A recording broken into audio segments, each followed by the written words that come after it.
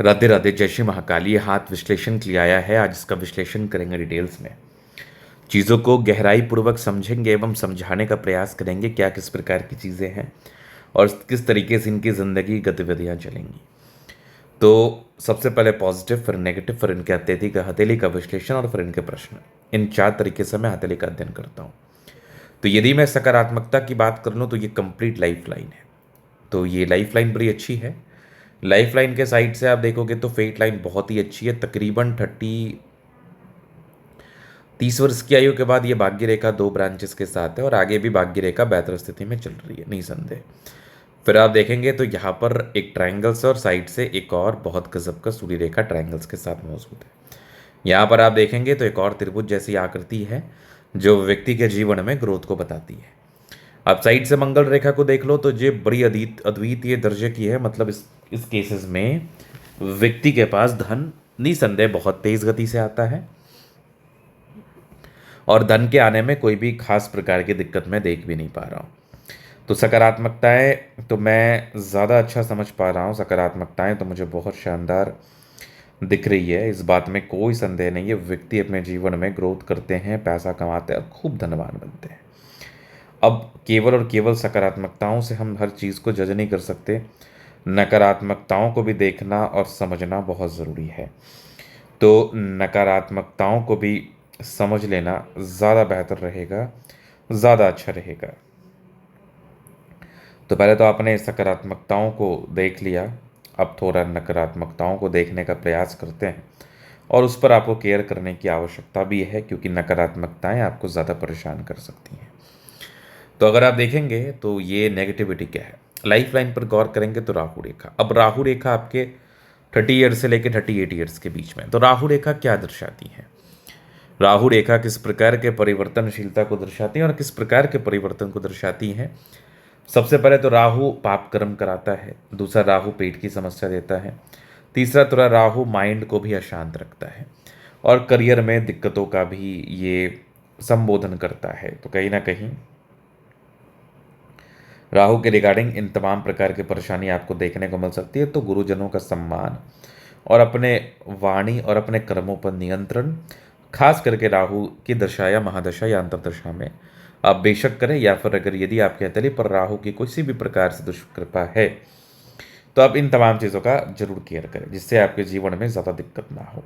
तो ये थोड़ा 38 तक है, नहीं तो थोड़ा राहु आपको बहुत ज़्यादा परेशान भी कर सकता है।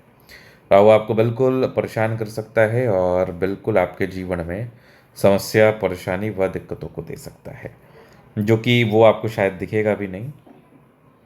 वो समस्या आएगा तो नुकसान ज़्यादा आपको सामना करना पड़ेगा। तो इसके लिए और भी सार्थक उपाय हैं, वो हम दे देंगे आपको। तो ये चीज़ आपने देख लिया। अब इसके बाद अगर हम देख लें और क्या चीज़ें हैं, तो और मुझे माइंड लाइन पर भी एक आइसलैंड जैसी आकृति नज़र आ रही है। तो ये जब माइंड लाइन पर आइसलैंड हो तो दिक्कत कराता है। इमोशनल लाइन्स है तो थोड़ा भावुकता का परिचय तो करा रहा है, नो डाउट भावुकता तो रहती है इस संदर्भ में। बट माइंड लाइन पर थोड़ा सा ये लाइंस थोड़ा सा मानसिक रूप में तनाव को इंडिकेट करता है, मानसिक रूप में तनाव को बताता है निसंदेह। तो थोड़ा बहुत मानसिक तनाव आप ज़रूर फेस कर सकते हैं। मानसिक तनाव से आप वर्तमान में तो गुजर रहे हैं।